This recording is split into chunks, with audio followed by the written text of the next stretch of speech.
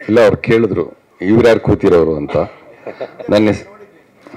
ನನ್ನ ಹೆಸರು ರಾಜೇಶ್ ಎಲ್ವೈ ಅಂತ, DSP ಲೋಕಾಯುಕ್ತ ಆಗಿ ಕೆಲಸ ಮಾಡ್ತಾ ಇದ್ದೀನಿ.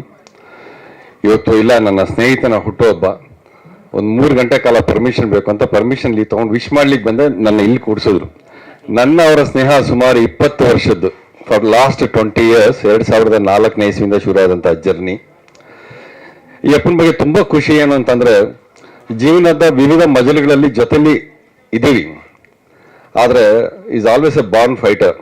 ಸೊ ಬಾಕ್ಸಿಂಗ್ ರಿಂಗಲ್ಲಿ ಒಂದು ಮಾತು ಹೇಳ್ತಾರೆ, if somebody falls down with the punch, there is not defeated, but he decides not to get up. ಮತ್ತೆ ಎದ್ದೇಳಕ್ಕೆ ಪ್ರಯತ್ನ ಮಾಡಲಿ ಅಂದರೆ ಅಲ್ಲಿಗೆ ಸೋತ ಅಂತ. ಆದರೆ ಪ್ರತಿ ಸಲ ಅವ್ರೇನಾದ್ರು ಕೆಳಗೆ ಬಿದ್ರೇನೋ ಅಂತ ಜನ ಅನ್ಕೋಬಹುದು, ಆದರೆ ಬಿದ್ದಾಗೆಲ್ಲ ಫೀನಿಕ್ಸ್ ಥರ ಡಬಲ್ ಎನರ್ಜಿನಲ್ಲಿ ಎದ್ದು ಬಂದಿದ್ದಾರೆ.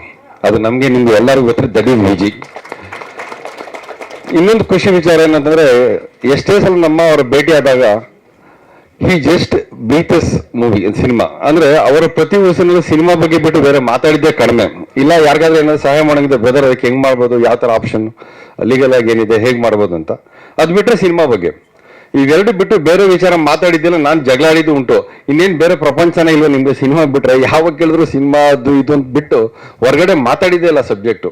ಸೊ ಹಾಗಾಗಿ ಆಲ್ವೇಸ್ ಐ ಫೀಲ್ ಅವರ ಪ್ರತಿ ವರ್ಷನಲ್ಲೂ ಸಿನಿಮಾ ಬಿಟ್ಟು ಬೇರೆ ಚಿಂತನೆ ಮಾಡೋಕ್ಕೂ ಅವ್ರಿಗೆ ಇಲ್ಲ. ಕನ್ಸಲ್ ಬಹುಶಃ ಸಿನಿಮಾನೇ ಕಾಣ್ತಾ ಇರ್ತಾರೆ ಅನ್ಸುತ್ತೆ, ಬೇರೆನೂ ಬರ್ಲಿಕ್ಕೆ ಸಾಧ್ಯ ಇಲ್ಲ.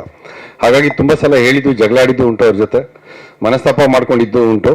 ಆದ್ರೆ ಅವ್ರ ಹತ್ರ ಕೋಪ ಮಾಡ್ಕೊಳಕ್ ಸಾಧ್ಯ ಆಗಿ ಮಾತು ಬಿಡಕ್ ಆಗೋದಿಲ್ಲ. ತಕ್ಷಣ ಫೋನ್ ಮಾಡ್ಬಿಟ್ಟು ಹೆಂಗ್ ಮಾತಾಡ್ತಾರೆ ಅಂತಂದ್ರೆ ಎಲ್ಲ ಮರ್ತೋಗ್ಬೇಕು, 1 ನಿಮಿಷಕ್ಕೆ ಆ ಥರ ನಗಾಡ್ಸ್ಬಿಟ್ಟಿರ್ತಾರೆ. ಸೊ ಬಹುಶಃ ಇವತ್ತು ನನ್ನ ಮಗ ಜಯಸೂರ್ಯ ಟಾಸ್ಕ್ ಅನ್ನೋ ಮೂವಿನಲ್ಲಿ ನಾಯಕ ನಟನಾಗಿ ಮಾಡ್ತಾ ಇದ್ದಾನೆ ಅಂದ್ರೆ ಅದು ಸಂಪೂರ್ಣವಾಗಿ ಅವರ ಆಶೀರ್ವಾದದಿಂದಾನೆ. ಅಂದ್ರೆ ಅವ್ರು ಬೆಳೆಸಿದಂತ ಹುಡುಗ. ಭೀಮಾದಲ್ಲಿ ಒಂದು MLA ಮಗನ ಪಾತ್ರ ಕೊಟ್ಟರು. ಸೊ ಅದನ್ನ ಅವರು ಚೆನ್ನಾಗಿ ಇವರ ಗರಡಿನಲ್ಲಿ ಅವನು ಶುರು ಆಯಿತು. ಸೊ ಅದರ ಒಟ್ಟಿಗೆ ಅತಿ ಮುಖ್ಯವಾಗಿ ತುಂಬಾ ಸಹೃದಯ ಅಂತ ಹೇಳಲಿಕ್ಕೆ ಇಷ್ಟಪಡ್ತೀನಿ. ಆ ಸಹೃದಯ ಪ್ರೇಮ ಮತ್ತೆ ಸ್ನೇಹಕ್ಕೆ ಕೊಡೋ ಬೆಲೆ ಇಲ್ಲಿವರೆಗೂ ನಮ್ಮನ್ನ ಇಲ್ಲಿಗೆ ಎಳೆದು ತಂದಿದೆ.